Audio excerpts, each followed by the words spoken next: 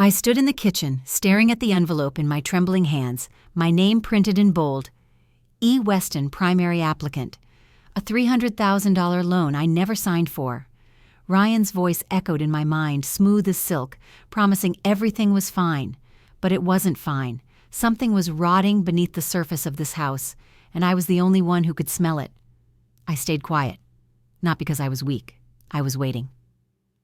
Welcome to the Betrayal Revenge channel, where stories come alive through voices you've never heard told this way before. Stay with us, and let's uncover the truth together. It all began 3 months ago, on a rainy afternoon I'll never forget. The rain tapped against the windows like a metronome, steady and relentless, filling the silence of the house. I stood at the sink, scrubbing a pan that didn't need scrubbing, the warm water stinging my knuckles. The air smelled faintly of lemon cleaner and damp wood, but it couldn't mask the heaviness that clung to every corner of this place. My daughter Lily's house, my home now too, though it never felt like it. Not really. I'm Estelle Weston, 65 years old, a widow who once balanced ledgers and lives with equal precision. I used to be a bookkeeper, the kind who could spot a missing penny in a stack of invoices. But here, in this quiet suburb outside the city, I was something else. A guest, maybe. A shadow, more likely. Lily and her husband Ryan insisted I move in after my husband passed. "It's better this way, Mom," Lily had said, her soft voice brimming with sincerity. "We're family." I believed her. I still wanted to, but lately a question gnawed at me, sharp and unyielding. Why did I feel like a stranger in my own daughter's home? The house was beautiful, I'll give them that. White shutters, a manicured lawn, a porch swing that creaked in the wind. Inside, everything gleamed. Marble counters, hardwood floors, photos of Lily and Ryan smiling on their wedding day. But beauty can hide things, like the way the light never quite reached the corners of the living room, or how the air felt thick, as if the walls were holding their breath. I'd catch myself pausing in doorways, listening for something I couldn't name. A sound, a sign, a shift. Something was off, but I couldn't pin it down. Not yet. Ryan was part of it. My son-in-law, 38, with a salesman's charm and eyes that never settled.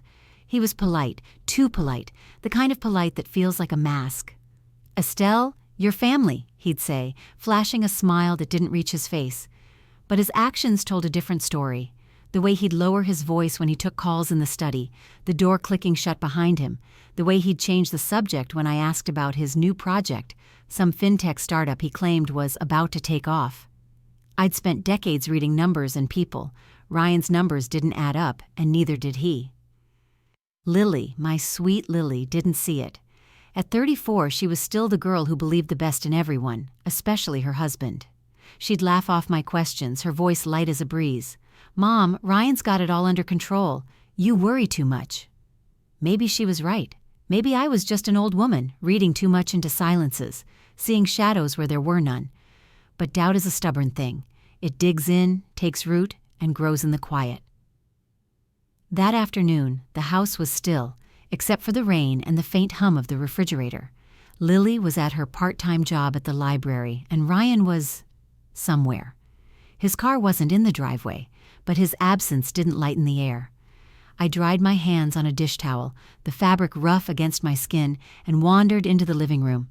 The space felt staged, like a showroom, every cushion fluffed, every book on the coffee table perfectly aligned. My gaze drifted to the side table by Ryan's armchair, where a stack of papers sat, slightly askew. That was unusual. Ryan was meticulous, almost obsessive, about keeping his things in order. I hesitated. It wasn't my place to snoop. But the weight of the house, the weight of my own unease, pressed against me. I stepped closer, my slippers silent on the rug. The top paper was an envelope, plain white, with a logo I didn't recognize. The words printed across it stopped me cold. Confidential, financing approval, primary applicant, E. Weston. My breath caught. E. Weston, Estelle Weston. Me. My name unmistakable on a document I'd never seen before. My heart thudded, a slow, heavy beat, as I reached for the envelope. The paper was cool against my fingers, the edges crisp. I didn't open it, not yet. I couldn't, but the sight of my name, tied to something I knew nothing about, sent a chill down my spine. Financing approval. For what? A loan? A business deal? And why was my name on it? I set the envelope down exactly as I'd found it, my hands steady despite the storm brewing inside me.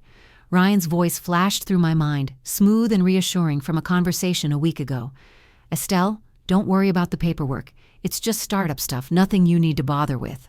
I'd nodded then, swallowing my questions. But now, those questions were clawing their way out. What was he hiding? And why was my name part of it? The rain outside grew heavier, drumming against the roof. I stood there staring at the envelope, the room suddenly too small, too quiet. Something was wrong. I could feel it like a crack in a foundation you don't see until the walls start to crumble. I wanted to confront Ryan, to demand answers. But I didn't. Not yet. I'd learned long ago that knowledge is power, and I had none. Not yet.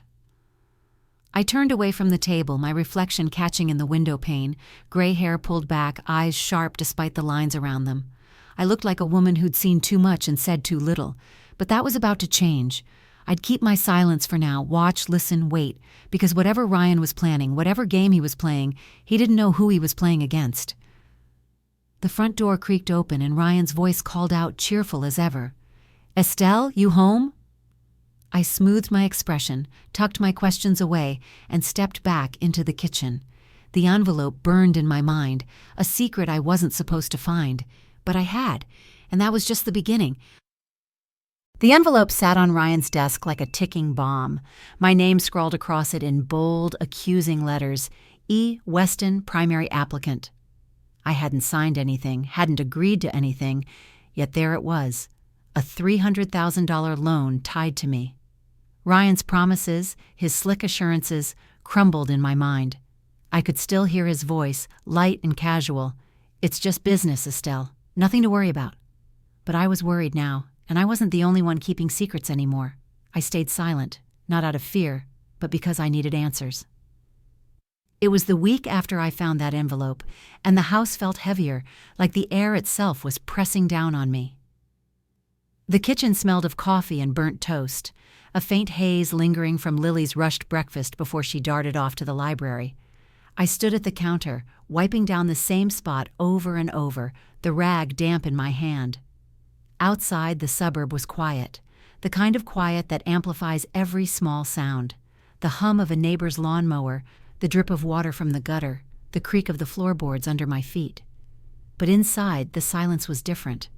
It was thick, oppressive, like a storm waiting to break. I couldn't shake the question that had taken root since I saw that envelope. Why was my name on a loan I didn't sign? I'd spent days replaying every detail. The way Ryan's eyes flicked away when I asked about his project. The late-night phone calls he took in the study, his voice muffled through the door. The way he'd brush off my questions with a smile that felt more like a wall. I wanted to believe it was a mistake, a clerical error, something innocent. But innocence doesn't hide behind locked doors and whispered conversations. Innocence doesn't put your name on a $300,000 loan without your knowledge. I knew I couldn't just sit with this. I had to act, carefully, quietly. So that morning, when the house was empty, I made my way to Ryan's study. The door was ajar, the room dim, with only a sliver of gray light slipping through the blinds. The air smelled faintly of ink and leather, and the desk was as meticulous as ever, pens aligned, papers stacked, the envelope gone. He'd moved it, or hidden it. My stomach twisted, but I wasn't surprised. Ryan was careful, too careful. I hesitated, my hand hovering over the desk drawer. Snooping felt wrong, like crossing a line I couldn't uncross. But that envelope had already crossed a line, hadn't it? I pulled the drawer open, slow and silent. Inside were receipts, a few business cards, a notepad with numbers scrawled in Ryan's sharp handwriting. Nothing damning, but nothing innocent either. Then, tucked beneath a folder, I found it. A single sheet of paper, a bank letterhead, my name in bold. Primary applicant, Estelle Weston. Loan amount, $300,000. Status, approved. My breath caught, sharp and cold. I scanned the page, my old bookkeeper's instincts kicking in. The loan was tied to Ryan's startup, something about capital expansion, but the details were vague, the kind of vague that hides more than it reveals. And there, at the bottom, was a signature. My signature. Or at least, something meant to look like it. The loops were wrong, the slant too sharp. I'd signed enough checks, enough contracts to know my own hand. This wasn't it. The floor creaked behind me, and I froze. The house was supposed to be empty. I slipped the paper back into the folder, closed the drawer, and turned just as Lily's voice called out, soft and cheerful, "Mom, you in here?" My heart pounded, but I smoothed my expression, stepping out of the study like I'd been tidying up. "Hey, sweetheart," I said, forcing a smile. Lily stood in the hallway, her coat still on, her hair damp from the drizzle outside. Her eyes were bright, but there was a flicker of something else, worry maybe, or guilt. "I forgot some books for work," she said, brushing past me to grab a bag from the living room. "What were you doing in Ryan's office?" "Just straightening up," I lied, my voice steady. "It's a mess in there." I watched her closely, searching for a sign she knew something, but Lily just nodded, distracted, and headed for the door. Before she left, I took a chance. "Lily, has Ryan mentioned anything about financing for his business?" She paused, her hand on the doorknob, and laughed, a little too quickly. "Oh, Mom, you know Ryan. He's always got a million things going on. It's probably just some bank mix-up. He'll sort it out."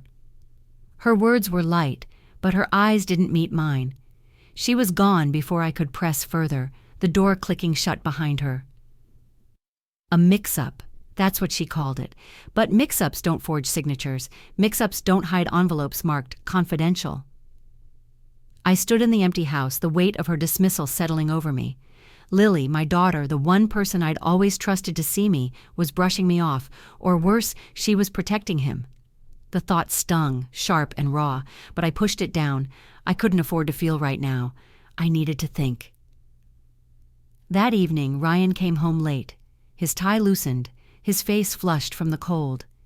He greeted me with his usual charm, but there was an edge to it, like he was performing.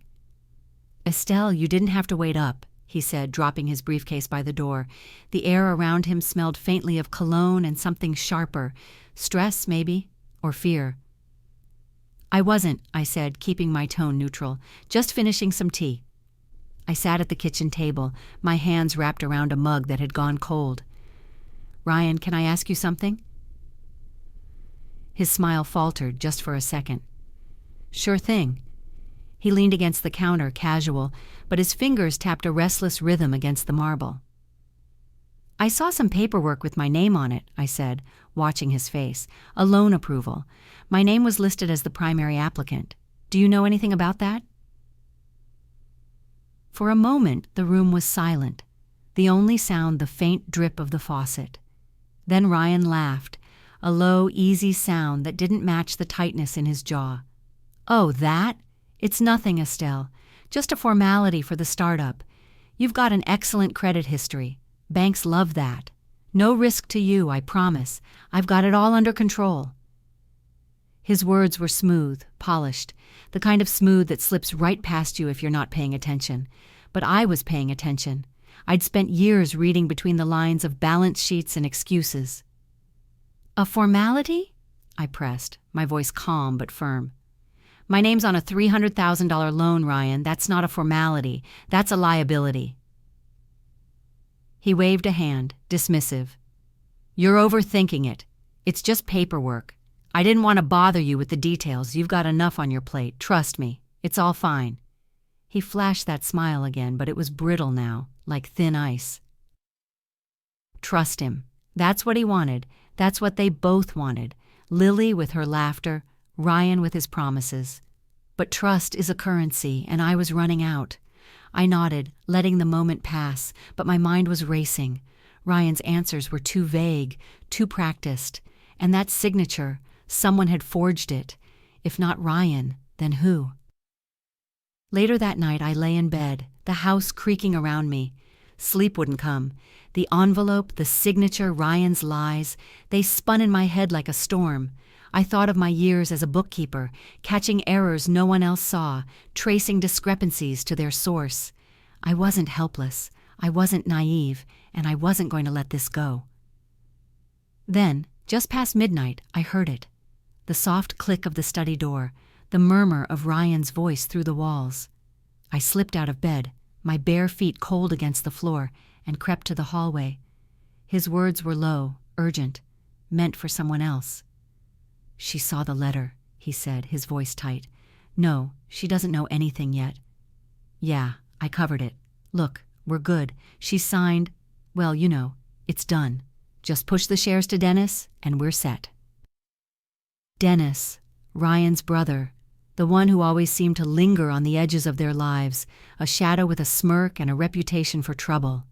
My name, a forged signature, a loan, and now Dennis. The pieces were starting to form a picture, but it was still blurry, incomplete. What were they planning? And how much deeper did this go? I stepped back into the darkness of the hallway, my heart pounding. Ryan thought he'd covered his tracks. He thought I was just an old woman, too trusting, too tired to fight. But he was wrong. I'd find the truth, piece by piece, no matter how well he hid it. And when I did, he'd learn exactly who he'd underestimated. The whisper of Ryan's voice lingered in my ears, his words sharp and secretive.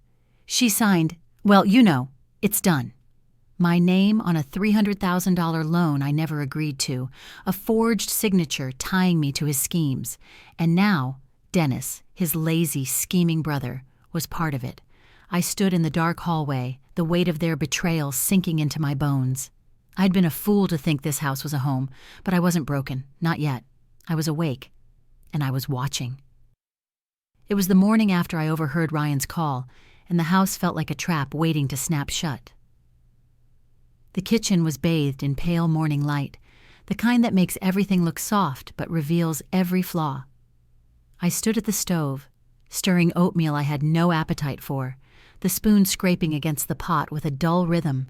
The air smelled of cinnamon and coffee, but it couldn't mask the staleness that clung to this place, a suburb house dressed up as a home, hiding secrets in its polished corners. My hands moved on instinct, but my mind was elsewhere, replaying Ryan's whispered words. "Push the shares to Dennis." The question burned in me, raw and relentless. Had they ever respected me, or was I just a pawn in their game? I'm Estelle Weston, 65, a woman who once caught lies in ledgers and buried her own pain to keep the peace. I'd moved into my daughter Lily's house thinking it was a fresh start, a chance to be close to the only family I had left. But now, every creak of the floorboards, every glance from Ryan, felt like a reminder. I wasn't family here, I was a means to an end. That forged loan document, my name scrawled in someone else's hand, wasn't a mistake. It was a betrayal, deliberate and cold. And the worst part? I wasn't sure how deep it ran, or if Lily was part of it. I set the oatmeal aside and wiped my hands on a dish towel, the fabric rough against my skin. The house was quiet, too quiet, the kind of silence that amplifies every thought. Ryan had left early, his briefcase gone, his car absent from the driveway. Lily was still asleep, her door closed upstairs. I should have been relieved to have the space, but instead, I felt caged. The walls seemed to lean in, whispering questions I couldn't answer. What was Ryan hiding, and why was my name the key to it? I needed answers, not guesses. So I started small, careful, like I used to when auditing a company's books. I'd trace the numbers, follow the trail, find the truth. I began in the study where Ryan kept his papers. The room was dim, the blinds half drawn, casting slanted shadows across the desk. The air smelled of dust and ink, a faint trace of Ryan's cologne lingering like a ghost. I moved quickly, my fingers steady despite the pulse hammering in my throat. The loan document was gone, moved or hidden, just as I'd expected. But Ryan wasn't as careful as he thought. In a drawer beneath a stack of invoices, I found a folder labeled Startup Equity. Inside were pages of legalese, Charts of ownership stakes for Ryan's fintech company. My eyes scanned the names, Ryan Cole, Dennis Cole, and there it was, Estelle Weston. I was listed as a co-owner, my name tied to a 20% stake. My breath caught, sharp and cold. Co-owner? I'd never agreed to that. But the loan, the forged signature, it was starting to make sense. They'd used my credit, my name, to secure the funds, and now they'd tied me to the company, a silent partner who didn't know she'd been drafted. I flipped through the pages, my old bookkeeper's instincts kicking in. The numbers were clean on the surface, too clean. Transfers to Dennis, vague consulting fees, payments to accounts I didn't recognize. It was a shell game, money moving to hide its source. And I was the collateral, the one whose name made it all look legitimate. My hands trembled, not with fear but with anger, a slow, burning rage I hadn't felt in years. They hadn't just betrayed me.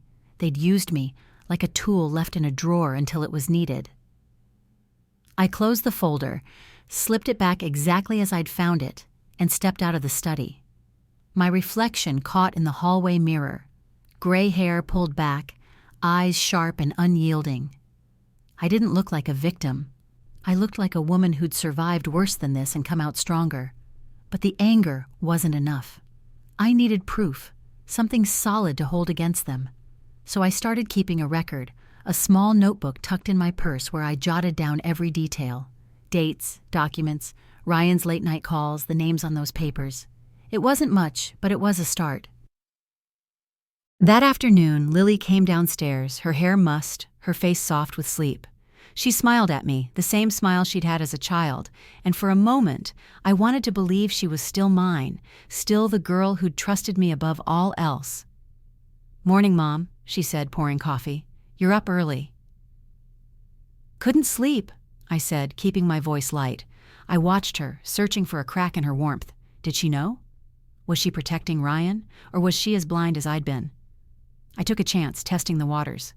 "Lily, does Ryan ever talk about his business? The startup, I mean? It sounds complicated." She laughed, a little too brightly, and stirred sugar into her cup. "Oh, you know Ryan. He's always talking about the next big thing. It's all over my head, honestly. He says he's building something amazing, and I believe him." Her eyes stayed on her coffee, not meeting mine. "He's worked so hard, Mom. You should see how excited he gets." I nodded, my throat tight. She didn't know. Or if she did, she was burying it, choosing her husband over the truth. I wanted to shake her, to make her see what I saw, but I couldn't. Not yet. Instead, I said, "He's lucky to have you, Lily. You always see the best in people." She smiled, but it was fragile, like glass about to crack. "Thanks, Mom. You're sweet." She sipped her coffee and changed the subject, talking about a book she'd read at the library. I listened, nodding, but my mind was elsewhere. Lily was slipping away, caught in Ryan's orbit, and I couldn't save her until I saved myself. That evening, Ryan came home, his tie loosened, his face flushed with the kind of energy that comes from closing a deal or covering one up. He greeted me with his usual charm, but I saw the strain in his eyes, the way his fingers twitched as he set his briefcase down. "Estelle, you're a lifesaver, keeping this place running," he said, his voice smooth as ever. But it was hollow, a performance for an audience he thought was still clapping. I smiled, polite and distant. Just doing my part. I watched him move through the kitchen, pouring a glass of water, his back to me. Every gesture felt calculated, like he was playing a role. I thought of the folder, the forged signature, the shares in Dennis's name. How long had they planned this? How many lies had I swallowed, thinking I was helping my daughter? Later, when the house was dark and Lily was asleep, I sat in my room, the notebook open in front of me. I wrote down everything, the folder, the ownership stakes, Dennis's name. My handwriting was steady, each word a brick in the wall I was building. I wasn't just collecting evidence, I was arming myself. Ryan thought he could use me, discard me, leave me to carry the weight of his schemes. But he didn't know me. Not really. He didn't know the woman who'd balanced books through recessions, who'd raised a daughter alone after her husband died, who'd learned to spot a lie before it was spoken. I closed the notebook and slid it into the drawer, locking it with a small key I kept in my pocket. The house was silent, but the air felt alive, charged with the weight of what I knew and what I still had to uncover. Ryan's secrets were unraveling thread by thread, and I was the one holding the scissors. But there was one question I couldn't shake, one that cut deeper than the rest. When the truth came out, would Lily stand with me or with him? I sat alone in the dark, my notebook filled with secrets that weren't mine to carry. Ryan's forged signature, Dennis's name on the shares, a $300,000 loan chaining me to their lies. Lily's laughter echoed in my mind, her blind trust in Ryan cutting deeper than any betrayal. I'd given everything for her, for this family, only to be cast aside like a used receipt. The question clawed at me, raw and unyielding. Was I just a placeholder in their lives, someone to use and discard? I wasn't ready to break, but I was ready to fight. It was a week after I found the equity folder, and the house felt like it was closing in on me. The morning light filtered through the kitchen curtains, thin and gray, casting long shadows across the linoleum floor. I stood at the sink, washing dishes that didn't need washing, the hot water scalding my hands. The air smelled of dish soap and the faint mildew that lingered in the old pipes, a reminder that even this perfect suburb house had its flaws. My fingers moved mechanically, scrubbing a plate until it gleamed, but my mind was a storm. Ryan's lies, Lily's dismissal, the weight of my own silence crashing against me. I was Estelle Weston, 65, a widow who'd once held the world together with grit and grace. But here, in my daughter's home, I felt like a ghost, haunting a life that no longer belonged to me. The question gnawed at me, sharp and relentless. Had I ever been more than a convenience to them? I'd moved in thinking it was a gift, a chance to be close to Lily, to rebuild after my husband's death. But every day chipped away at that hope. Ryan's cold politeness, his secret calls, the forged loan tying my name to his schemes, Lily's laughter brushing off my concerns like they were dust on her sleeve. I'd given up so much, my career, my independence, my dreams of a quiet retirement, to be here. And for what? To be a prop in their story, a name on a document I didn't sign? I set the plate down, my hands trembling, and gripped the edge of the sink. The metal was cold, grounding, but it couldn't stop the memories flooding in. I saw myself at 30, balancing ledgers late into the night while Lily slept, her small hand clutching a stuffed rabbit. I saw myself at 40, standing at my husband's funeral, swallowing grief to be strong for her. I saw myself at 50, turning down a promotion to stay close to home, to be the mother she needed. Every sacrifice, every choice had been for her. And now she stood with Ryan, her eyes avoiding mine, her voice defending him. The pain was sharp, like a blade slipping between my ribs. But it wasn't just pain. It was anger, too, a slow, burning fury I hadn't let myself feel in years. The front door creaked open, and Ryan's voice cut through the silence, cheerful but strained. "Estelle, you're up early." He stepped into the kitchen, his suit crisp, his hair slicked back, but his eyes were tired, shadowed. The air around him carried the faint scent of cologne and something sharper. Nervousness, maybe, or guilt. "Just keeping busy," I said, my voice steady despite the storm inside. I turned back to the sink, but I watched him in the reflection of the window pane. He moved to the coffee maker, his movements quick, almost jittery. I took a breath and tested the waters. "Ryan, I was thinking about that loan paperwork I mentioned. It's been on my mind. If my name's on it, I'd like to see the full agreement." His hand paused, the coffee pot hovering midair. For a split second, his reflection showed a flicker of something, panic maybe, or irritation. Then he laughed, a low, dismissive sound. "Estelle, you're worrying over nothing. I told you it's just a formality. You don't need to dig into it. Besides, you've got enough on your plate, keeping this house in order." He turned, flashing that salesman's smile, but it was brittle, like porcelain about to crack. "Let me handle the business stuff. That's my job, right?" His words landed like a slap, casual but cutting. Keeping this house in order. As if that's all I was good for, a maid, a cook, a silent partner in their lives. I felt the anger flare, hot and bright, but I tamped it down, nodding like I agreed. "Right, I said, my voice calm, almost too calm. Just curious. I turned back to the sink, but my hands were fists under the water, the heat burning my skin. He didn't see me as a threat. He thought I was docile, predictable, an old woman who'd swallow his lies and shuffle back to her chores. He was wrong. Lily came downstairs an hour later, her hair pulled into a messy bun, her face soft with morning warmth. She smiled at me, but it was tentative, like she sensed the tension I was trying to hide. "Morning, Mom," she said, grabbing a muffin from the counter. "You okay? You look tired." "I'm fine," I lied, drying my hands on a towel. The kitchen felt smaller with her in it, the air heavier. I wanted to tell her everything, the loan, the forged signature, the shares in Dennis's name, but the words stuck in my throat. What if she didn't believe me? What if she chose Ryan over me? The thought was a wound, raw and bleeding, but I couldn't ignore it, so I tried another way. "Lily, have you ever looked at Ryan's business papers? The startup, I mean. It seems like a lot for him to handle alone." Her smile faltered, and she busied herself with the muffin, picking at the edges. "Not really," she said, her voice light but forced. "Ryan's got it all figured out. He's so smart about that stuff. I don't want to stress him out by poking around, you know?" She looked up, her eyes pleading, almost desperate. "Mom, you don't need to worry. Ryan's doing this for us, for our future. You trust me, right?" Trust. That word again. It hung between us, fragile and sharp, like a thread about to snap. I wanted to trust her, to believe she was just naive, caught in Ryan's charm. But her words felt like a wall, keeping me out. "Of course," I said, forcing a smile. "I just want to make sure everything's okay."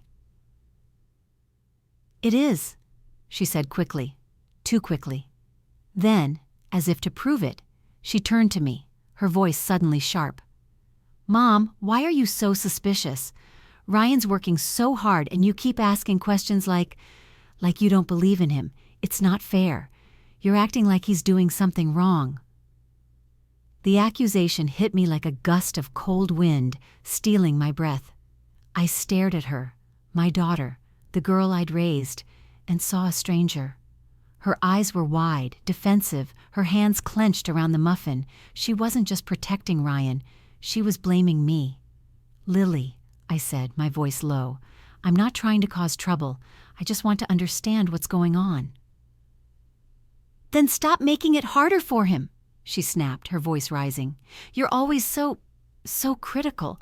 Ryan's building something amazing and you're acting like he's some criminal. Maybe you're just jealous because he's doing so well." She stopped, her face flushing, as if she hadn't meant to say that. But it was too late. The words hung in the air, heavy and poisonous. Jealous. The word was a knife twisting in my chest. I felt the room tilt, the walls closing in.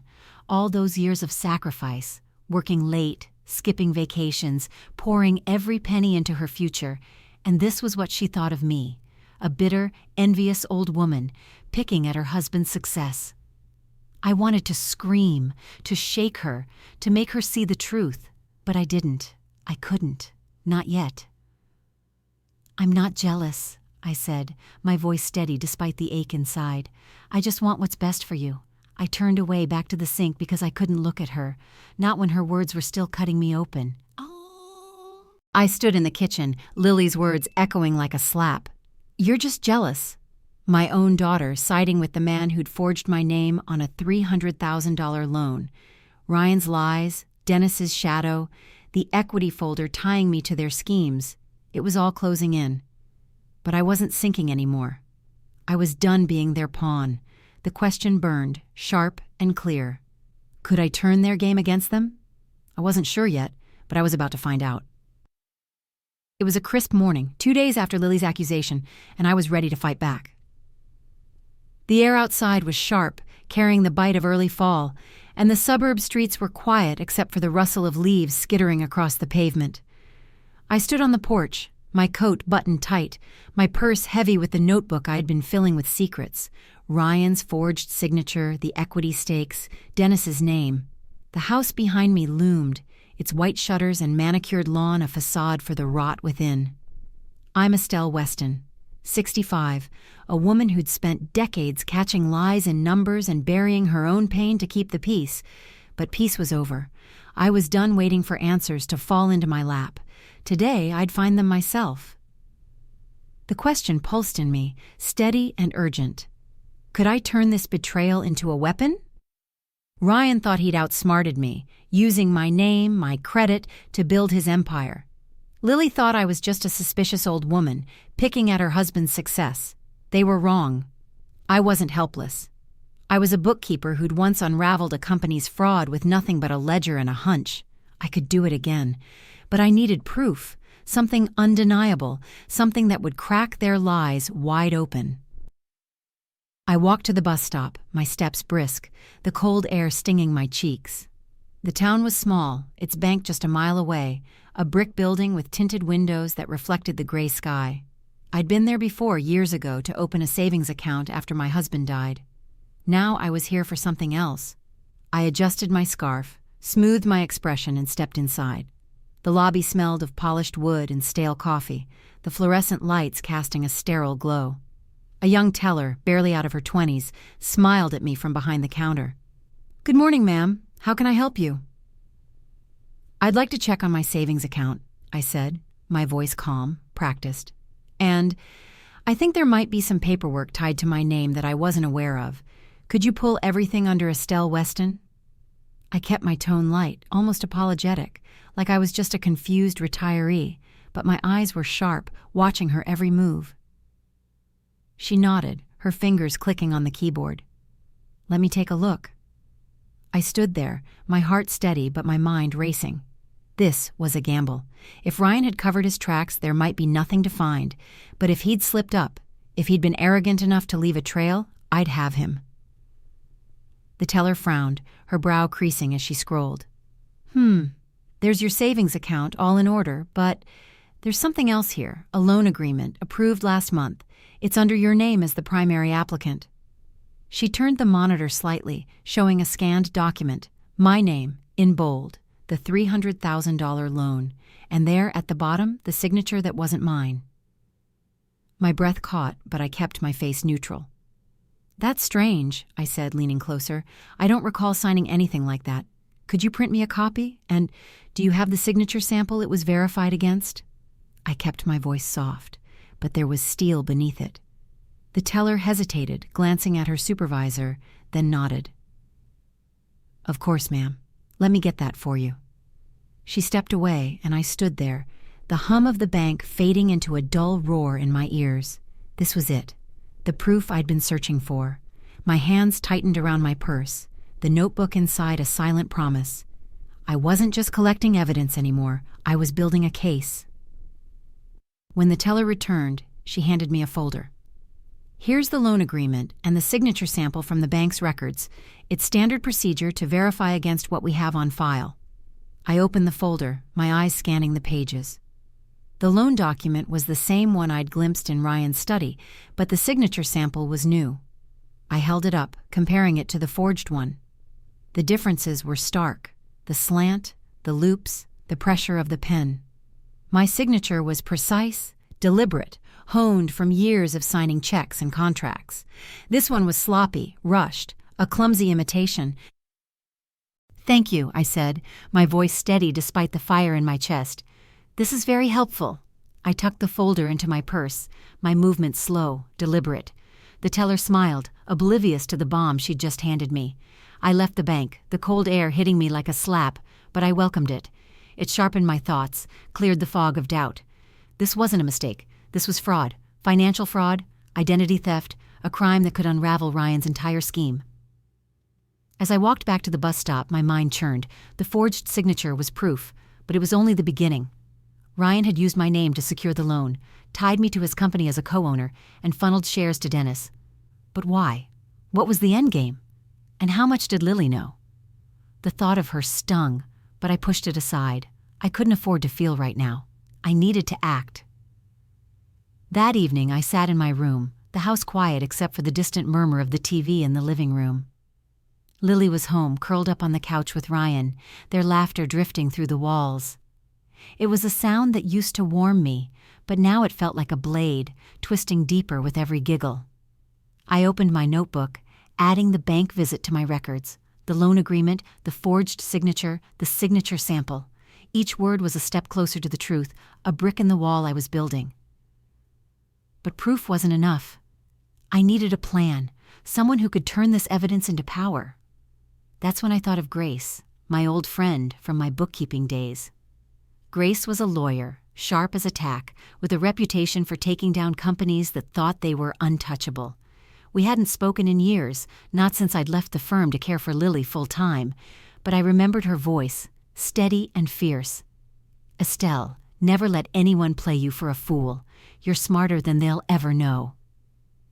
I pulled out my phone, my fingers hovering over her number. Calling her would make this real, no turning back. But I was past hesitation. I dialed, and when her voice answered, warm, familiar, tinged with surprise, I felt a spark of hope. "Estelle? My God, it's been forever. What's going on?" "I need your help," I said, my voice low, the words heavy with purpose. "Someone's using my name, my credit for a loan I didn't sign. I have proof, but I need to know what I can do." There was a pause, then Grace's voice sharpened, all business. "Tell me everything." I did. Ryan, the loan, the forged signature, the equity folder, Dennis. I laid it out piece by piece, my voice steady despite the weight of it all. When I finished, Grace was silent for a moment. Then she spoke, her words like a lifeline. "Estelle, this is serious. Forging a signature, using your identity, that's not just unethical. It's criminal. And if you're listed as a co-owner, you might have rights you don't even realize." "What kind of rights?" I asked, my heart pounding. She exhaled, her voice low and deliberate. "If you're the primary applicant on that loan, you're not just liable, you're a stakeholder. If there's fraud, you could challenge the entire structure of that company. Estelle, you might not just clear your name, you could take control of the whole damn thing." I sat back, the words sinking in. Take control. The idea was dizzying, almost impossible. Ryan's company, his pride, his empire, mine. It was too much to process, but it lit something inside me, a spark that hadn't burned in years. I wasn't just a victim. I was a threat. And for the first time, I felt the balance shifting. "Thank you, Grace," I said, my voice firm. "Can we meet tomorrow? I want to move on this." "Absolutely," she said, a smile in her voice. "Bring everything you've got. We're going to nail this bastard." I hung up, the room suddenly brighter, the air lighter. I looked at the notebook, the folder from the bank, the proof of their betrayal. Ryan thought he'd trapped me, but he'd made a mistake. He'd underestimated me. And now I had the one thing he didn't expect: leverage. Downstairs, Ryan laughed again, his voice carrying through the house. I closed my notebook, locked it away, and stood. The game had changed, and I was no longer playing by his rules. But one question lingered, sharp and unanswered. When I brought this to light, would Lily see the truth or turn away from me forever? Grace's words echoed in my mind, sharp and electrifying. You could take control of the whole damn thing. The forged loan, the equity stakes, Ryan's lies. They weren't just a betrayal. They were a door, and I was about to kick it open. I clutched the folder from the bank, my proof that Ryan had stolen my name, my future. But as I stood in the quiet house, one question cut deeper than the rest. Had he ever cared for me, or was I just a stepping stone for his ambition? I was about to find out. It was the evening after my call with Grace, and the air in the house was thick with secrets. The living room was dim, the only light coming from a single lamp in the corner, casting long, jagged shadows across the hardwood floor. I sat on the couch, my hands folded in my lap, the folder from the bank hidden in my purse beside me. The air smelled of lavender from a candle Lily had lit earlier, but it couldn't mask the tension that clung to the house like damp rot. I'm Estelle Weston, 65, a woman who'd once balanced ledgers and lives with precision, only to find myself erased in my own daughter's home. But tonight, I wasn't invisible. Tonight, I was ready to confront the man who'd used me. The question burned in me, raw and unrelenting. Had Ryan ever seen me as family, or was I just a tool for his schemes? The forged signature, the $300,000 loan, the equity stakes funneled to his brother Dennis, it was all proof of his deception. But proof wasn't enough. I needed to see his face, hear his voice, when I called him out. I needed to know if there was even a shred of guilt behind that polished mask he wore. Ryan came home late, his footsteps heavy on the porch, the front door creaking as he stepped inside.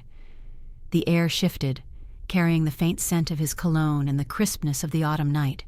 He looked tired, his tie loosened, his hair slightly mussed, but his eyes were sharp, scanning the room like a predator sensing a trap. "Estelle," he said, his voice smooth but wary. "Didn't expect you to be up." "I wanted to talk," I said, my voice calm, deliberate. I stayed seated, my posture straight, my hands still. The lamp's light caught the edge of his face, highlighting the tightness in his jaw. He set his briefcase down, slow, like he was buying time, and leaned against the arm of the chair across from me. "Talk?" He flashed that salesman's smile, but it was strained, like a string stretched too tight. "Sure thing. What's on your mind?" I took a breath, steadying myself. This was it, the moment I'd been building toward since I found that envelope. "The loan," I said, my eyes locked on his. "The $300,000 tied to your startup. My name's on it, Ryan, as the primary applicant, but I didn't sign anything. I went to the bank today. The signature's a forgery." The room went still, the silence so thick it pressed against my skin. Ryan's smile froze, then slipped like a mask sliding off. His eyes flicked to the side just for a second, but it was enough. Guilt, panic. I saw it, raw and unguarded before he caught himself. "Estelle," he said, his voice low, almost soothing. "You're blowing this out of proportion. It's just a mix-up. Paperwork gets messy sometimes. I'll fix it." "A mix-up?" I leaned forward, my voice steady but sharp, like a blade honed by years of patience. "A forged signature isn't a mix-up, Ryan. It's a crime. And I'm not just on the loan. I'm listed as a co-owner of your company. 20% equity, tied to my name, without my consent. Explain that." His face changed then, the charm evaporating, replaced by something harder, colder. He stood, crossing his arms, his posture defensive. "You're digging into things you don't understand," he said, his voice tight. "This is my business, Estelle. I built it. You think you can just waltz in and play detective? Your name's on those papers because your credit made it possible. You should be thanking me for including you." The words hit like a slap, but I didn't flinch. I stood, slow and deliberate, meeting his gaze. "Thanking you?" My voice was low, but it carried the weight of every sacrifice, every sleepless night, every dream I'd buried for this family. "You used my name, my life, to fund your schemes. You forged my signature, tied me to a debt I didn't agree to, and funneled shares to your brother. And you think I owe you gratitude?" He laughed, a harsh, bitter sound that echoed in the quiet room. "You're making this personal," he said, stepping closer, his eyes narrowing. "It's not. It's business. Your credit was perfect. Banks love that. I needed a co-signer, and you were here. You're not out a dime, Estelle. You're just a name on a form. Don't act like you're some victim." The air between us crackled, charged with years of unspoken truths. I felt the anger rise, hot and fierce, but I held it back, channeling it into every word. "A name on a form?" I said, my voice steady, cutting. "That's my life, Ryan. My security, my future. You stole it, and for what? To prop up your brother? To build an empire on lies?" He flinched just barely, but I saw it. I'd hit a nerve. For a moment he said nothing. His jaw clenched, his hands balled into fists. Then he leaned in, his voice dropping to a hiss. "You want to know the truth? Fine. I built this company from nothing. I'm the one taking the risks, making the calls. You're just collateral, a means to an end. Don't overestimate your importance, Estelle." The words were a blade, slicing through years of trust, of hope, of family. I felt the room tilt, the shadows deepening, but I didn't waver. I stepped closer, my voice low, unyielding. "You're wrong, Ryan. I'm not collateral. I'm the one who can bring this all crashing down, and I will." He stared at me, his eyes wide, a flicker of fear breaking through his bravado. Before he could respond, the floor creaked behind us. Lily stood in the doorway, her face pale, her eyes darting between us. "What's going on?" she asked, her voice small, trembling. "Mom? Ryan?" Ryan turned, his mask snapping back into place, his voice smooth again. "Nothing, sweetheart. Just a misunderstanding. Your mom's got some questions about the business, that's all." Lily looked at me, her expression a mix of confusion and defensiveness. "Mom, what's this about? Ryan's working so hard. Why are you making things difficult?" Her words stung, sharper than Ryan's cruelty, because they came from her, my daughter, the one I'd given everything for. I wanted to tell her the truth, to show her the folder, the proof of his lies. But her eyes were already turning to him, trusting, pleading. She wasn't ready to hear it. Not yet. "It's not difficult," I said, my voice calm, my gaze shifting to Ryan. "It's just the truth." I picked up my purse, the folder inside a silent promise, and walked past them, up the stairs to my room. The air felt heavy, suffocating, but I didn't falter. Ryan's words echoed in my mind. Collateral, a means to an end. But they didn't break me. They fueled me. In my room, I locked the door and sat at the small desk, the lamp casting a warm glow over my notebook. I opened my laptop, my fingers steady as I searched for the company's ownership records. Grace's words rang in my ears. "You could take control." I typed faster, pulling up the ownership transfer clause buried in the startup's filings. The language was dense, but I'd spent years deciphering contracts. There it was, a clause stating that in cases of fraud, the primary applicant could claim controlling interest. My name, my power. I leaned back, my heart pounding, a strange calm settling over me. Ryan thought he'd won, thought he could dismiss me, belittle me, use me. But he'd made a mistake. He'd given me the keys to his empire, and I was about to turn the lock. Lily's face flashed in my mind, her confusion, her loyalty to him. It hurt, but I pushed it aside. This wasn't just about me anymore. It was about justice. As I closed the laptop, the house creaked below, Ryan's voice murmuring to Lily, soothing her doubts. He thought he could talk his way out of this, charm his way back to control, but the mask was off, and I'd seen the man beneath, greedy, ruthless, desperate. The question lingered, sharp and unanswered. How far would he go to keep his secrets, and what would it cost him when I exposed them? The truth lay bare before me. Ryan's forged signature, his cruel dismissal. "You're just collateral." My name, my life, twisted into his schemes, and Lily caught in his web of lies. But I held the key now, a clause that could let me seize control of his company. The question pulsed, fierce and unrelenting. Could I outsmart him at his own game? I wasn't just fighting for myself anymore. I was fighting for the truth, and I was ready to play. It was the morning after my confrontation with Ryan, and I was building my plan. The kitchen was quiet, the only sound the soft drip of the coffee maker and the distant hum of a lawnmower outside. I sat at the table, my notebook open, the bank folder and laptop beside me, their contents a map of Ryan's betrayal. The air smelled of roasted beans and the faint tang of lemon cleaner, but it couldn't mask the tension that clung to this house like a second skin. I'm Estelle Weston, 65, a woman who'd once caught fraud in ledgers and rebuilt her life from ashes. I'd been a silent observer too long, swallowing doubts for Lily's sake. But now, I was done hiding. I was strategizing. The question drove me, sharp and clear. Could I turn Ryan's own rules against him? He'd used my name to secure a $300,000 loan, forged my signature, and listed me as a co-owner of his fintech startup, funneling shares to his brother Dennis. His arrogance was my opening. The ownership transfer clause I'd found last night was my weapon. In cases of fraud, the primary applicant, me, could claim controlling interest. Grace, my lawyer friend, had confirmed it over the phone. "It's a long shot," she'd said, "but with your proof, we can make it work. You've got him, Estelle." I wasn't just clearing my name. I was taking his empire. But winning meant playing smart, not loud. Ryan was slippery, a man who thrived on charm and misdirection. Confronting him again would only make him cover his tracks better. I needed to move quietly, gather more evidence, and strike when he least expected it.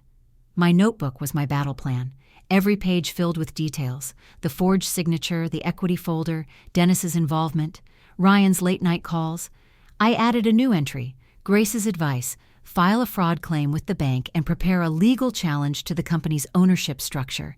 Each word was a step, each step a brick in the wall I was building. I sipped my coffee, the bitterness grounding me, and let my mind work like it used to in my bookkeeping days. Back then, I'd trace discrepancies through stacks of invoices, finding the one number that didn't belong. Ryan was that number now, and I was closing in. I opened my laptop, pulling up the startup's public filings again. The ownership records were still there, my name listed as a 20% stakeholder. But something caught my eye: a new filing dated 2 days ago, a transfer of 10% equity to an offshore account, labeled only as Investor D. My stomach twisted. Dennis wasn't just a player. Ryan was moving assets, hiding them where I couldn't reach. I leaned back, my fingers tapping the table, the rhythm steadying my thoughts. This wasn't just fraud anymore. It was theft, layered and deliberate, designed to leave me holding the debt while they cashed out. But it was also a mistake. Ryan was moving too fast, assuming I'd stay quiet. He didn't know I'd already been to the bank, didn't know I had Grace in my corner, didn't know I was watching his every move. I wrote down the new filing, noting the date and the offshore account. It was another piece of the puzzle, another thread to pull. The front door opened, and Lily's voice broke the silence, soft but strained. "Mom, you're up early?" She stepped into the kitchen, her hair pulled back, her eyes shadowed with fatigue. The air shifted, heavy with the memory of her words. "You're just jealous." I wanted to trust her, to believe she was just naive. But doubt lingered, sharp and cold. Was she protecting Ryan, or was she truly blind to his lies? "Couldn't sleep," I said, closing my notebook, my tone neutral. I watched her pour coffee, her movements quick, almost nervous. The kitchen felt smaller with her in it, the space between us a chasm I didn't know how to cross. I took a chance, testing her. "Lily, have you talked to Ryan about his business lately? He mentioned some new investors. Sounds like things are moving fast." She froze just for the second, her spoon hovering over the sugar. "Not really," she said, her voice light but forced. "He's been so busy. You know how he gets when he's excited about a deal." She turned, offering a smile that didn't reach her eyes. "Why do you keep asking, Mom? You're acting like something's wrong." Her defensiveness stung, but I kept my face calm, my hands folded. "Just curious," I said. "It's a lot of money, a lot of risk. I want to make sure you're both okay." The lie was smooth, but it hurt to say it. I wasn't just worried about her. I was fighting for her, even if she couldn't see it. Lily sighed, setting her cup down. "We're fine, Mom. Ryan's got everything under control. I wish you'd trust him." Her voice was soft, but there was an edge to it, a plea mixed with frustration. She looked at me, her eyes searching, and for a moment I saw the girl she used to be, my daughter, who'd run to me with every fear, every dream. But then she turned away, and the moment was gone. "I trust you," I said, the words heavy with truth and pain. She nodded, distracted, and left the kitchen, her footsteps fading up the stairs. I sat there, the coffee cooling in my hands, and felt the weight of her loyalty to him. It hurt, but it also sharpened my resolve.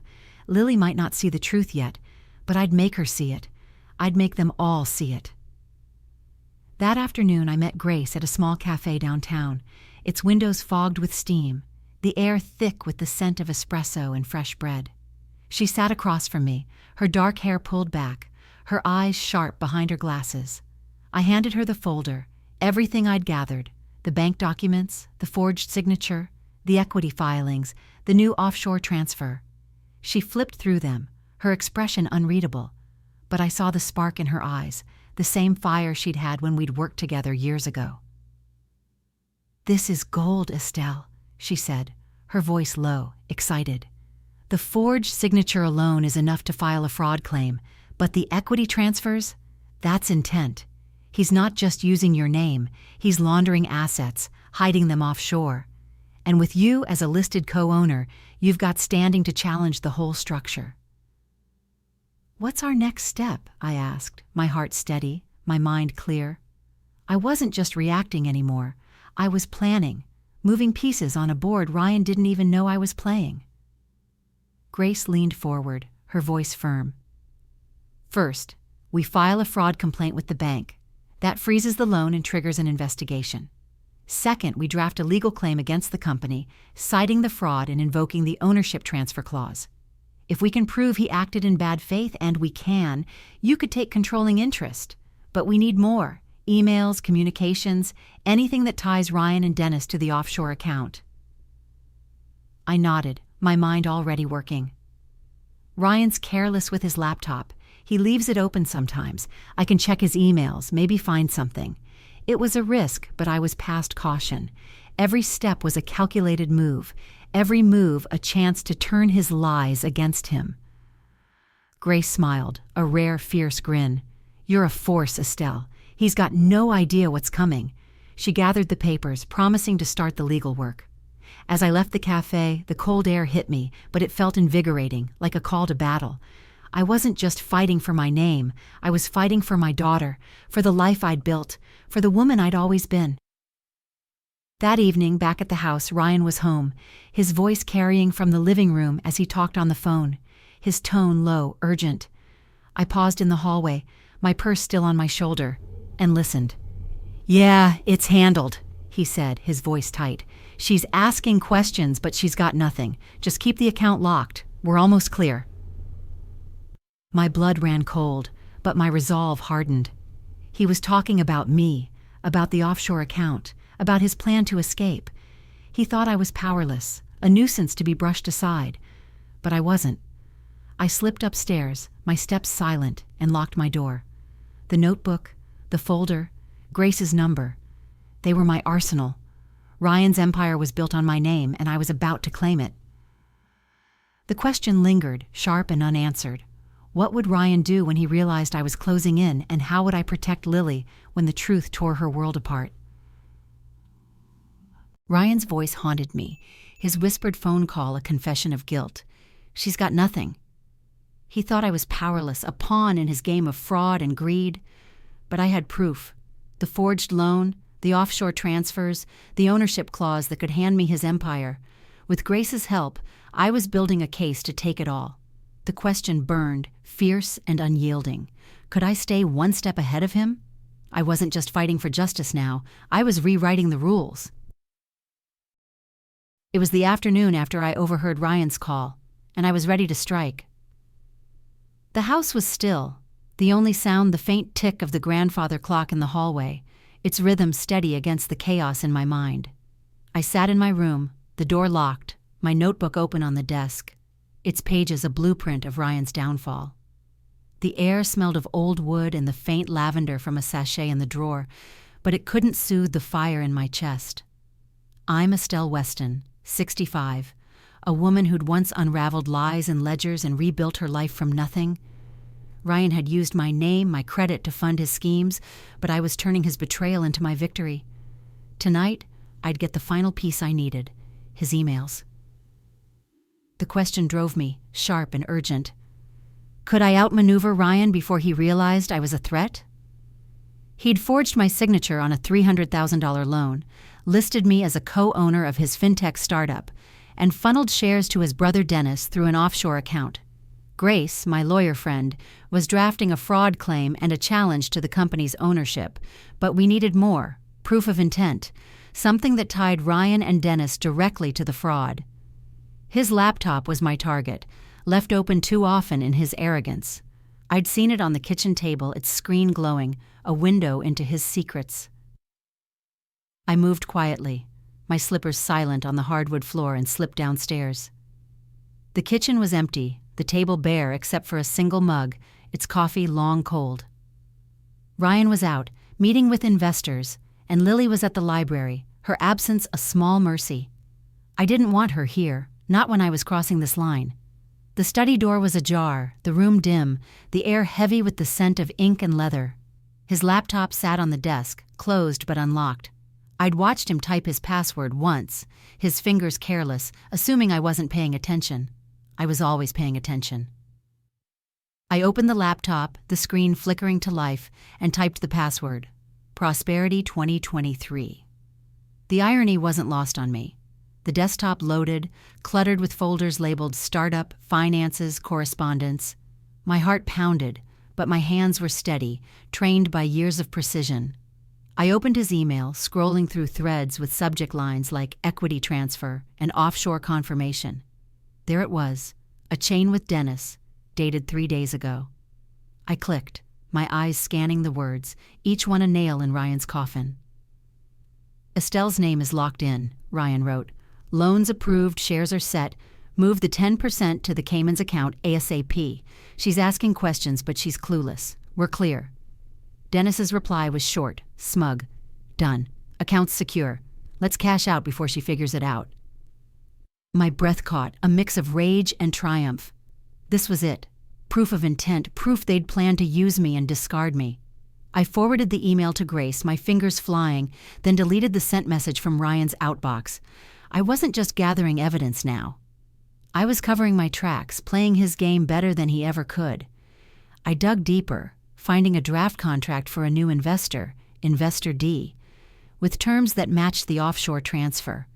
It was all there, laid bare. Ryan's plan to siphon the company's value, leave me with the debt and disappear with the profits. The front door creaked and I froze, my pulse hammering. Ryan's voice called out, low and distracted. Estelle, you here?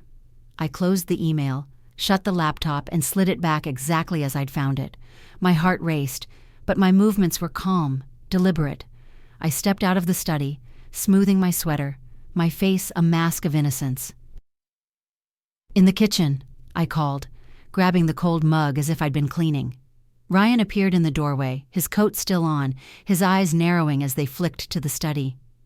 Just tidying up, I said, my voice light, but I held his gaze, letting him see I wasn't afraid. He nodded, but there was a tightness in his jaw, a flicker of suspicion. Good, he said, his tone clipped. I've got some calls to make. He brushed past me, heading to the study, and I let out a slow breath. He didn't know what I'd done. Not yet.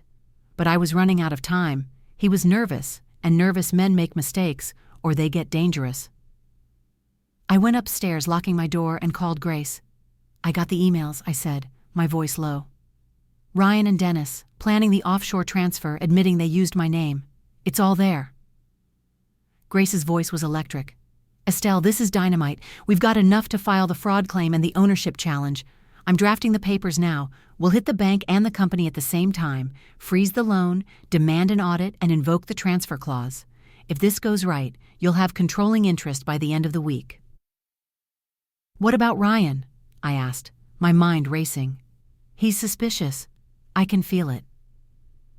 Stay calm, she said, her voice steady. Don't confront him again. Keep playing the quiet widow until we're ready to strike. He'll dig his own grave if you give him enough rope. I hung up, my hands trembling with adrenaline. The power was shifting, tilting in my favor, but it felt precarious, like balancing on a knife's edge. I opened my notebook, adding the emails, the contract, every detail. The plan was simple but brutal. File the fraud claim to freeze Ryan's accounts, challenge the company's ownership to claim my stake, and let the law do the rest. But it wasn't just about winning. It was about making Ryan see he'd underestimated me, about making Lily see the truth. That evening, dinner was a study in tension. Lily was home, her smile forced as she passed the mashed potatoes, her eyes avoiding mine. Ryan was quiet, his fork scraping the plate, his gaze flickering to me every few minutes. The air felt thick, charged, like the moment before a storm breaks. I kept my voice light, talking about the weather, the neighbor's new dog, anything to fill the silence. But inside, I was a coiled spring, every word, every glance, part of the act. After dinner, Lily cleared the table and Ryan lingered, his fingers tapping the counter. Estelle, he said, his voice low, almost casual. You've been asking a lot of questions lately about the business, the loan. It's starting to feel personal. I met his eyes, my expression calm, but my pulse quickened. It's not personal, Ryan, I said, my voice steady. It's just family. I want to understand what's going on, that's all. The lie was smooth, but I saw the doubt in his face, the crack in his confidence. He leaned closer, his voice dropping. Be careful, Estelle. You don't want to stir up trouble you can't handle. The threat was subtle, wrapped in that salesman's charm, but it was there, cold and clear. I smiled, small and sharp. I'm always careful, I said, and walked away, my heart pounding but my steps steady. He was rattled, and that was exactly what I wanted. Let him worry, let him make mistakes. I was one step ahead, and I wasn't stopping now. In my room, I sat at the desk, the lamp casting a warm glow over my notebook. The emails were with Grace, the fraud claim was in motion, and the ownership challenge was taking shape. The power was mine, but it came with a cost. Lily's face flashed in my mind, her confusion, her loyalty to Ryan. When this broke, it would break her too. The question lingered, heavy and unanswered. Could I save her from the fallout, or would exposing Ryan's lies cost me my daughter? Ryan's threat lingered like smoke. Be careful, Estelle. He knew I was closing in, his empire built on my stolen name crumbling under the weight of my evidence, forged signatures, offshore transfers, emails plotting to bury me. With Grace's help, the fraud claim was filed, the ownership challenge ready to seize his company. But as I stood on the edge of victory, one question cut deepest. Would Lily forgive me when the truth tore her world apart? I was about to find out. It was the morning of the legal filing, and the house felt like a battlefield. The kitchen was bathed in cold morning light, the curtains casting faint shadows across the counter. I stood at the sink, my hands gripping a mug of tea gone cold, the steam long faded. The air smelled of chamomile and the faint must of the old house, but it couldn't mask the tension that pulsed through every room. I'm Estelle Weston, 65, a woman who'd once caught lies in ledgers and rebuilt her life from grief.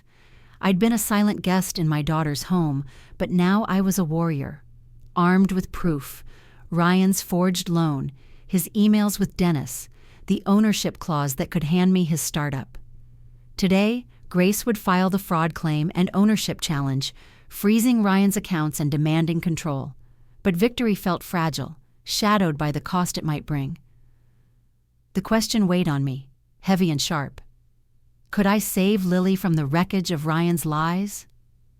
She'd stood by him, her loyalty a wall between us, her words, "You're just jealous," still a wound. I'd fought for her, for justice, but the truth would shatter her world. Ryan's betrayal wasn't just mine, it was hers too, and I didn't know if she'd see me as her savior or her destroyer. My phone buzzed, Grace's name on the screen. I answered, keeping my voice low. "It's done," she said, her tone clipped, triumphant. "The fraud claim's filed with the bank, and the ownership challenge is with the court. The loan's frozen, and we've requested an immediate audit of the company's finances. Ryan will get the notice today. He's cornered, Estelle." I exhaled, my heart pounding but steady. "What now?" I asked, my eyes on the kitchen doorway, half expecting Ryan to appear. "Lay low," Grace said. "He'll be desperate. Don't engage until we're ready for the hearing. We've got the emails, the forged signature, the offshore transfers. He's got no defense. You're not just clearing your name, you're taking his company." I nodded, though she couldn't see it. "Thank you, Grace." I hung up, the weight of her words settling over me. Taking his company. It was power, but it was also a responsibility. I wasn't just fighting for myself. I was fighting for the life I'd built, for the daughter I'd raised, for the woman I'd always been. The front door slammed, and Ryan's voice cut through the house, sharp and frantic. "Estelle!" He stormed into the kitchen, his face flushed, his tie askew, a crumpled letter in his hand. The notice from the bank, I realized, my pulse quickening. His eyes were wild, his charm gone, replaced by raw panic. "What the hell did you do?" he demanded, waving the paper. "You filed a fraud claim? You're trying to ruin me?" I set my mug down, my movements slow, deliberate, and met his gaze. "I'm not ruining you, Ryan," I said, my voice calm, unyielding. "You did that yourself. You forged my signature, used my name for a $300,000 loan, and tied me to your company without my consent. I'm just taking back what's mine." He laughed, a harsh, desperate sound that echoed in the quiet room. "Yours? You think you can just waltz in and take my company? I built this, Estelle, not you. You're nothing but a bitter old woman trying to tear us apart." His words were venom, but they didn't sting. I'd heard them before, and they'd lost their power. "I'm not bitter," I said, stepping closer, my voice low, cutting. "I'm justice. You used my name, my credit, my life to fund your lies. You and Dennis thought you could cash out and leave me with the debt. But I found your emails, Ryan. I know about the offshore account, the shares, everything. And now the bank knows too." His face paled, his hand dropping the letter, the paper fluttering to the floor. For a moment he was silent, his eyes darting, searching for an escape. Then he lunged forward, his voice a hiss. "You think you're smart, huh? You think you've won? You're going to regret this, Estelle. You have no idea what I'm capable of." Before I could respond, Lily's voice broke through, trembling. "Ryan, Mom, what's happening?" She stood in the doorway, her coat half on, her eyes wide with confusion. The air grew heavier, the room a battlefield of truths and lies. I turned to her, my heart aching but my resolve firm. "Lily," I said, my voice steady, "Ryan's been lying to us. He forged my signature on a loan, used my name to fund his company, and planned to leave me with the debt. I have proof, emails, documents, everything. I'm taking legal action to stop him." Lily's face crumpled, her eyes flicking to Ryan, pleading. "Is that true?" she asked, her voice small, breaking. "Ryan, tell me she's wrong." Ryan's mask flickered, his panic giving way to desperation. He stepped toward her, his voice soft, coaxing. "Sweetheart, it's not what it sounds like. Your mom's twisting things. I was protecting us, building our future. You know I'd never hurt you." But Lily wasn't looking at him. She was looking at me, her eyes searching, her hands trembling. "Mom," she said, her voice barely a whisper, "why didn't you tell me?" The question was a knife, but I held her gaze, my voice gentle but firm. "I tried, Lily. I wanted to protect you, but you deserved the truth, and I couldn't hide it anymore." Ryan's voice cut in, sharp and frantic. "She's lying, Lily. She's jealous, trying to destroy what we've built. You know me. You trust me, right?" Lily's eyes darted between us, her breath hitching. The room was silent, the weight of her choice hanging in the air. Then she spoke, her voice shaking but clear. "I want to see the proof." Ryan froze, his face a mask of shock. I nodded, my heart pounding, and pulled the folder from my purse, laying it on the table. The forged signature, the emails, the offshore transfer, every piece of evidence, stark and undeniable. Lily's hands trembled as she flipped through the pages, her eyes scanning the words, her face growing paler with each one. "This is real," she whispered, her voice breaking. She looked at Ryan, her eyes filled with pain, betrayal. "You did this. You used my mom. You lied to me." Ryan's composure shattered, his voice rising. "Lily, listen to me. It was for us, for our future. She's blowing it out of proportion." "Stop." Lily's voice was a sob, raw and fierce. "Just stop. I trusted you, Ryan. I defended you, and you broke us." She turned to me, tears streaming down her face. "Mom, I'm so sorry. I didn't know." I reached for her, my own eyes stinging, but I kept my voice steady. "It's okay, sweetheart. We're going to fix this, together." Ryan backed away, his hands raised, his voice desperate. "You're making a mistake, both of you. You'll regret this." He grabbed his coat and stormed out, the door slamming behind him, the sound echoing like a gunshot. Lily collapsed into a chair, her sobs filling the room. I sat beside her, my hand on her shoulder, the folder still open on the table. The confrontation was over, but the war wasn't. Ryan was cornered, but cornered animals fight hardest. Grace's legal filings would hit soon, and the court would decide the rest. But for now, I had Lily back, and that was a victory I hadn't dared hope for. As I held her, the question lingered, sharp and unanswered. What would Ryan do next? And how far would he go to save himself? Lily's tears stained my shoulder, her broken trust in Ryan a wound we both carried. The evidence, the forged loan, the emails, the offshore accounts, had shattered his lies, and my legal claim was closing in on his empire. But as I held my daughter, one question lingered, heavy and unresolved. Could we rebuild from the ashes of his betrayal? I'd won the battle, but the war's cost was just beginning to show. It was 2 days after the confrontation, and the house was a shadow of itself. The living room was quiet, the afternoon light filtering through the blinds, casting soft stripes across the hardwood floor. I sat on the couch, my hands folded, a cup of tea cooling on the table. The air smelled faintly of dust and the roses Lily had brought home, their petals already curling at the edges. I'm Estelle Weston, 65, a woman who'd once balanced ledgers and lives, only to find herself fighting to reclaim both. Ryan's fraud, using my name for a $300,000 loan, forging my signature, funneling shares to his brother Dennis, had been exposed. Grace's legal filings had frozen the loan and challenged the startup's ownership, and the court hearing was set for tomorrow. But victory felt hollow, shadowed by the pain in Lily's eyes. The question weighed on me, tender and urgent. Could I help Lily heal from Ryan's betrayal, or would it break her forever? She'd seen the truth, his emails, his lies, his plan to leave me with the debt, and chosen to stand with me. But the cost was steep. Her marriage, her trust, her sense of home, all shattered in a single moment. I'd fought for justice, for my name, but I'd also fought for her, to free her from his web. Now I had to help her rebuild, even as the fallout loomed. Lily sat across from me, her knees drawn up, her face pale and drawn. The silence between us was heavy, not with anger, but with grief.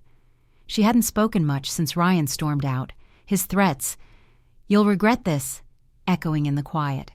He hadn't come back, hadn't called, but his absence wasn't peace. It was a storm gathering, and we both felt it. "Mom," Lily said, her voice small, breaking the silence. How did I not see it? All this time, I thought he loved me. I thought we were building something together. Her eyes were red, her hands twisting a tissue into knots. I leaned forward, my voice gentle but firm. "You trusted him, Lily. That's not a flaw. It's who you are. He took advantage of that. But it doesn't mean you're weak. It means he's a coward." I reached for her hand, her fingers cold against mine. "You're stronger than you know. You faced the truth and you're still here. That's what matters." She nodded, tears spilling down her cheeks, but she didn't pull away. "I feel so stupid," she whispered. "I defended him, Mom. I pushed you away. I'm so sorry." My heart ached, but I squeezed her hand, my voice steady. "You don't owe me an apology. You were caught in his lies just like I was. But we're free now, Lily. We'll get through this together."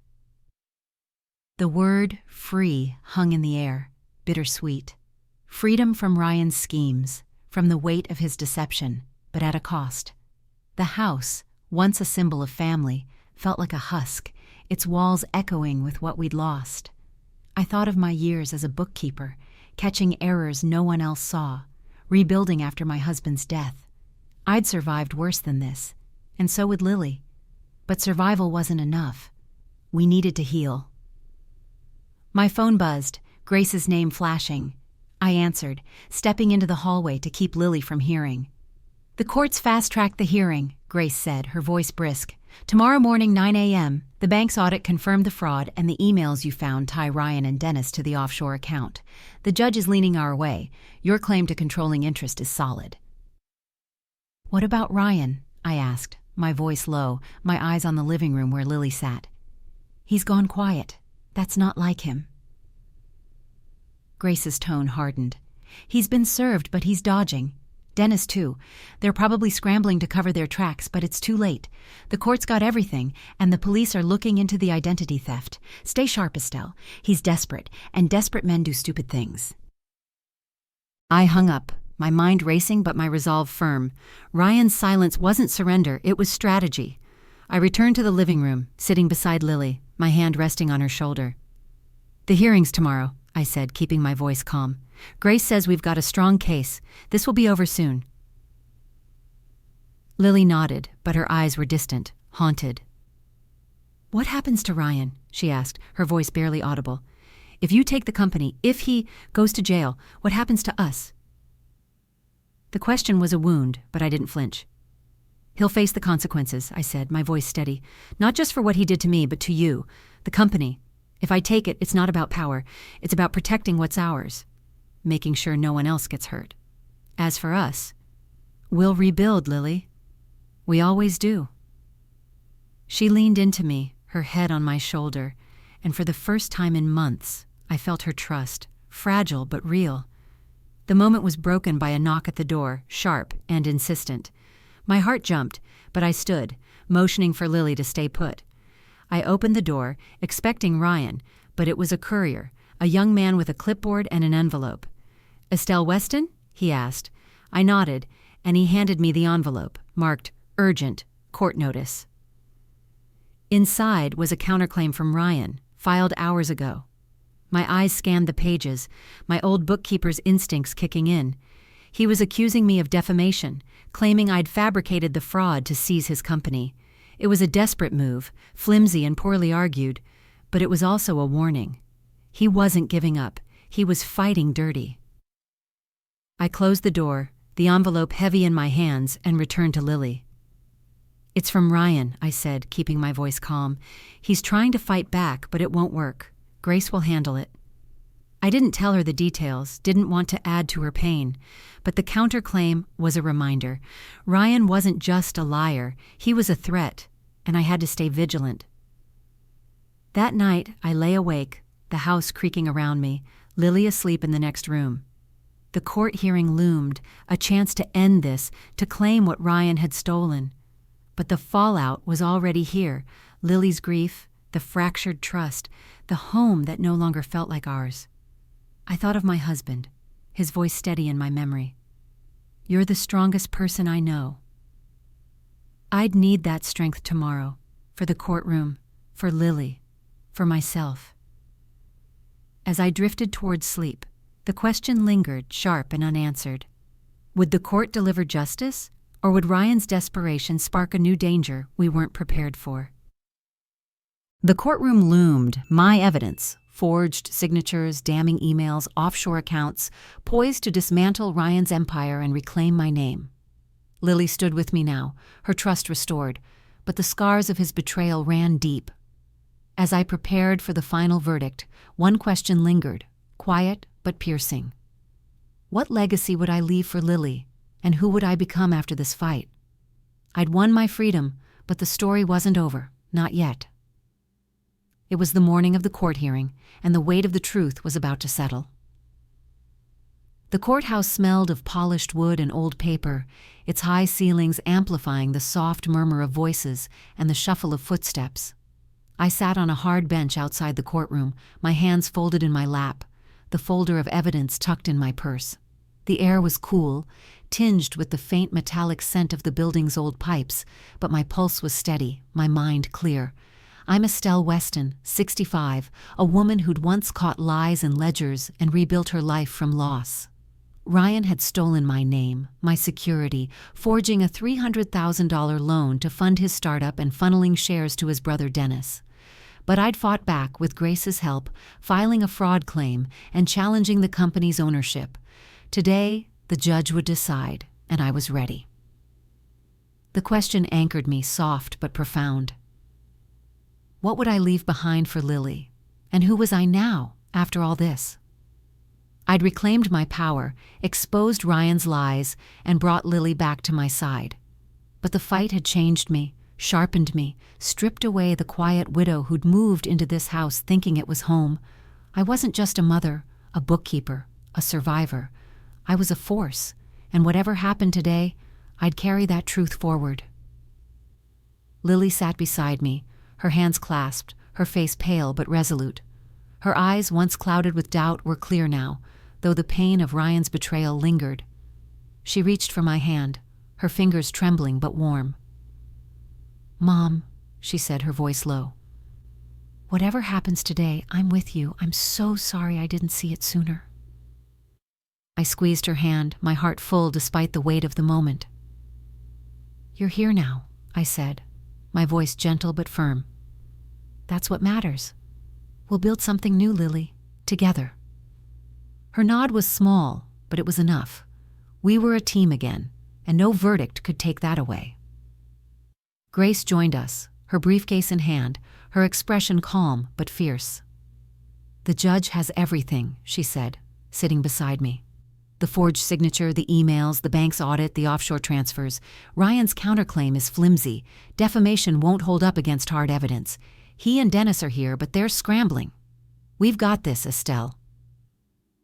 I nodded, my gaze drifting to the courtroom doors. Ryan was inside, his presence a shadow I could feel even through the walls. His desperation, "You'll regret this," echoed in my mind, but it didn't shake me. I'd faced him, exposed him, and now the law would finish what I'd started. But I wasn't naive. Ryan was a cornered animal, and I braced for his final move. The bailiff called us in, and we filed into the courtroom, the air thick with anticipation. Ryan sat at the defendant's table, his suit crisp but his face haggard, his eyes avoiding mine. Dennis was beside him, slouched, his smirk gone. The judge, a woman with sharp eyes and gray hair, took her seat, her voice cutting through the room as she began. "We're here to address the fraud claim and ownership challenge filed by Estelle Weston against Ryan Cole and his associated entities. Let's proceed." Grace presented our case, her voice steady, methodical, laying out the evidence with precision. The forged loan document, the emails between Ryan and Dennis, the offshore account, the ownership clause that gave me controlling interest in cases of fraud. She handed over the bank's audit, confirming the identity theft, and the company filings, showing my name as a 20% stakeholder. "Ms. Weston was exploited," Grace said, her tone unwavering. "Her name was used without consent to secure a $300,000 loan, and the defendants attempted to transfer assets offshore to evade accountability. We request the court void the loan, award Ms. Weston controlling interest, and refer the matter for criminal investigation." Ryan's lawyer, a nervous man with a thin mustache, fumbled through the counterclaim, accusing me of defamation and malicious interference. But his arguments crumbled under the judge's scrutiny, the evidence too damning to dismiss. Ryan's face grew tighter with every word, his hands clenched on the table. I watched him, not with anger, but with clarity. He'd built his empire on lies, and now it was falling. The judge called a brief recess, and I stepped into the hallway with Lily and Grace, my heart steady but my mind racing. "It's looking good," Grace said, her voice low. "The judge isn't buying their story. We should have a ruling soon." Before I could respond, Ryan appeared, his face flushed, his eyes wild. He stopped a few feet away, his voice low, venomous. "You think you've won, Estelle? You think you can just take everything I built? You're pathetic, clinging to your little revenge fantasy. Lily will hate you for this, you know. You're tearing her life apart." Lily stiffened beside me, but I stepped forward, my voice calm, cutting. "You tore her life apart, Ryan. You lied, you stole, you betrayed us both. I'm not taking your company. I'm taking back what you stole from me. And Lily? She's stronger than you'll ever understand." His jaw clenched, but before he could speak, Lily's voice broke through, raw and fierce. "Don't you dare talk about me like I'm not here," she said, her eyes blazing. "You used my mom, you used me, and you think you can guilt me into saving you? You're done, Ryan. I see you now." Ryan's face twisted, a mix of rage and desperation, but he backed away, the bailiff's presence nearby silencing him. He turned and disappeared into the courtroom, his shoulders slumped. Lily's hand found mine, her grip tight, and I felt a surge of pride. She wasn't just my daughter. She was her own force, and we were unbreakable. The judge returned, her voice clear as she delivered the ruling. Based on the evidence, I find clear and convincing proof of fraud and identity theft by Ryan Cole. The loan is voided, and Ms. Weston is awarded controlling interest in the company, effective immediately. The matter of criminal charges is referred to the district attorney. Court adjourned. The gavel struck and the room exhaled. Grace smiled, a rare, triumphant grin, and Lily hugged me, her tears warm against my shoulder. "It's over, Mom," she whispered. "You did it." But it wasn't over. Not quite. As we left the courtroom, I saw Ryan in the hallway, his face ashen. Dennis beside him, both surrounded by their lawyers' frantic whispers. He looked at me, his eyes hollow, and for a moment I saw the man he might have been. Before greed, before lies. But that man was gone, and I felt no pity, only resolve. That evening, back at the house, Lily and I sat on the porch, the air cool, the stars faint above the suburbs' glow. The company was mine now, a responsibility I hadn't expected but would face. Grace was already planning next steps, restructuring, audits, maybe even selling it to clear the debts Ryan had left. But that was tomorrow. Tonight it was just us, rebuilding what we'd lost. "Mom," Lily said, her voice soft, "what do we do now? The house, the company, it all feels so different." I looked at her, my heart full, and smiled. "We start over," I said. "Not from nothing, but from everything we've learned. This house isn't our home anymore, but we'll find one. The company's ours to shape or to let go. But most importantly, we have each other. That's the message I want you to carry, Lily. No one can take your strength unless you let them." She nodded, her eyes bright with tears, but also with hope. "I want to be like you," she said. "Strong, smart, someone who doesn't give up." "You already are," I said, my voice steady, my hand on hers. The night stretched out quiet and vast, and I felt a peace I hadn't known in years. The fight had changed me, forged me into something new, not just a survivor but a victor.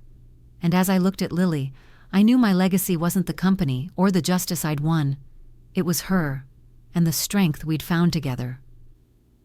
The question lingered, soft and answered. I'd become a woman who turned betrayal into power, and my legacy was a daughter who'd carry that forward. But one final echo remained. What would the world see when they learned our story, and how would it change the way they faced their own truths?